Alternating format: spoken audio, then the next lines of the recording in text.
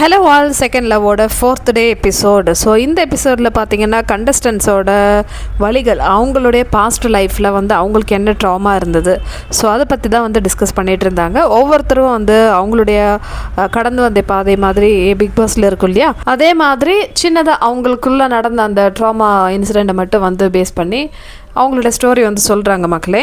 Episode ஸ்டார்டிங்லேயே வந்து நேஹா, தேஜஸ் இவங்களோட விஷயந்தான் வந்து போயிட்டுருக்கு.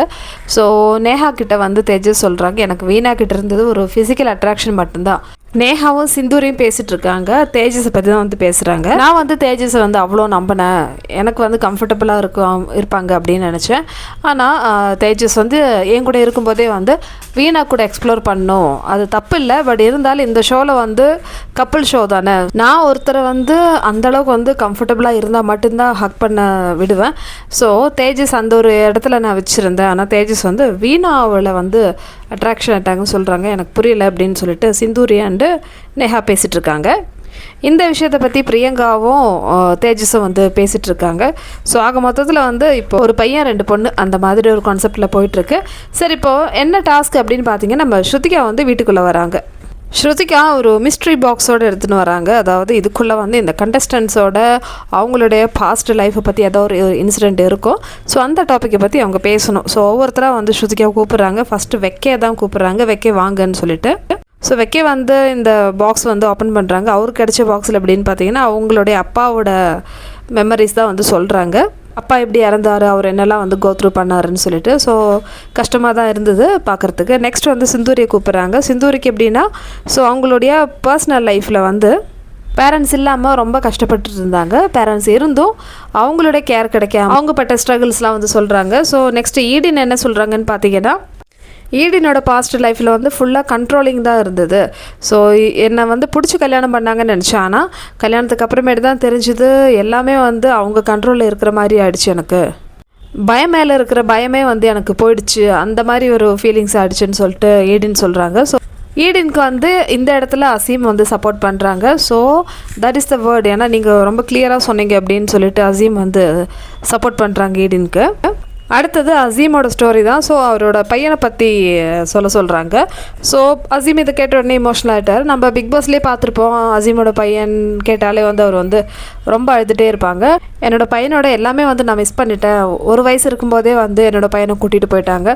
ஸோ எனக்கு வரப்போகிற வைஃப் எப்படி இருக்குன்னு பார்த்தீங்கன்னா, எனக்கு வந்து மணி பிரச்சனை அதெல்லாம் எதுவுமே இல்லை, ஆனால் எனக்கு வீட்டில் போனால் பீஸ்ஃபுல்லாக இருக்கணும், என்னை நல்லா பார்த்துக்கிற மாதிரி ஒரு வைஃப் தான் வேணும்னு சொல்கிறாங்க. ஸோ இதை கேட்டு ஹவுஸ்மேட்ஸ் கொஞ்சம் இம்ப்ரெஸ் ஆன மாதிரி இருக்குது. எல்லோரும் வந்து கிளாப் பண்ணுறாங்க அசீமோட இந்த ஸ்பீச் கேட்டு. ஏன்னா கடைசியில் நம்மளுக்கு என்ன தான் வந்து இருந்தாலும் வீட்டில் போனால் ஒரு நிம்மதியான ஒரு வாழ்க்கை, எல்லாத்துக்கும் சண்டை போடாமல் புரிஞ்சு நடந்துக்கிற ஒரு பார்ட்னர் கிடச்சா அதை விட லைஃப்பில் வேறு எந்த ஒரு சக்ஸஸுமே கிடையாதுன்னு நான் சொல்லுவேன்.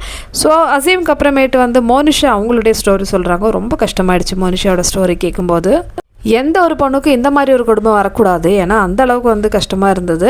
ஸோ மோனிஷாவோட எக்ஸ் ஹஸ்பண்ட் என்ன பண்ணியிருக்காங்கன்னா, இவங்களுடைய ஃபோட்டோஸ்லாம் வந்து எடுத்து வச்சுருக்காங்க. அதுவும் ரொம்ப ப்ரைவேட்டான ஃபோட்டோஸ்லாம். அது மட்டும் இல்லை, இந்த ஃபோட்டோஸ்லாம் வந்து இவங்களோட எக்ஸ் ஹஸ்பண்ட் இருக்காங்க இல்லையா, அவங்களோட ஃப்ரெண்ட்ஸ்க்கெலாம் வந்து அனுப்பியிருக்காங்க. அவங்க வந்து ஃபோன் பண்ணி பேசியிருக்காங்க, என்ன மோனிஷா இப்படி ஃபோட்டோலாம் பார்த்தேன்னு சொல்லிட்டு. கல்யாணம் ஆகி 8 வருஷம் நான் ரொம்பவே ஸ்ட்ரகிள் பண்ணேன், எப்படியாவது அந்த மேரேஜ்லேருந்து தப்பிச்சுட்டு வரணும்னு சொல்லி தான் நான் வந்து ட்ரை பண்ணிகிட்டே இருந்தேன். மேரேஜ்லேருந்து விட்டு வெளியே வரத்துக்கு நான் வந்து எனக்கு கிடைச்ச கோல்டு எல்லாமே வந்து என்னோட எக்ஸ் ஹஸ்பண்ட் கொடுத்துட்டேன். 100 சவரம் நகை இருந்தது. டிவர்ஸ் வேணும்னா அந்த நகையெல்லாம் வந்து திருப்பி கேட்டிருந்தாங்க அவங்களோட எக்ஸ் ஹஸ்பண்ட்.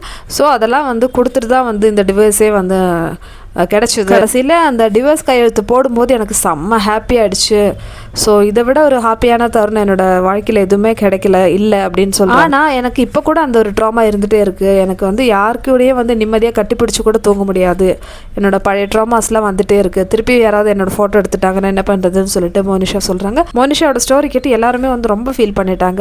இந்த மாதிரிலாம் வந்து இருப்பாங்களா உலகத்தில், சொந்த ஒய்ஃப் கிட்ட இப்படிலாம் வந்து இருப்பாங்களான்னு சொல்லிட்டு எல்லோரும் வந்து யோசிக்க ஆரம்பிச்சிட்டாங்க போல். வெக்கையெல்லாம் வந்து சொல்கிறாங்க, நானும் நினச்சிட்டே இருந்தேன் ஏன் மோனிஷா வந்து என்கிட்ட வந்து பேச மாட்டேன்றாங்கன்னு சொல்லிட்டு. இப்போ தான் தெரியுது அவங்க அந்த ட்ராமாக்குள்ளே இருக்காங்க.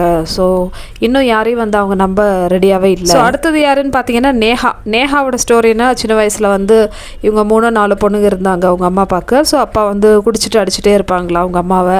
ஸோ கடைசியில் வந்து அவங்க அம்மாவுக்கு முடியாமல் 3 பொண்ணுங்களையும் கூட்டிகிட்டு வெளியே போயிட்டாங்க. ஸோ வெளியே வந்து நாங்கள் பிளாட்ஃபார்மில் இருந்திருக்கோம், ரோட் சைடில் 2 நாள் இருந்திருக்கோம், காசு இல்லாமல், சாப்பிடறதுக்கு காசு இல்லாமல்.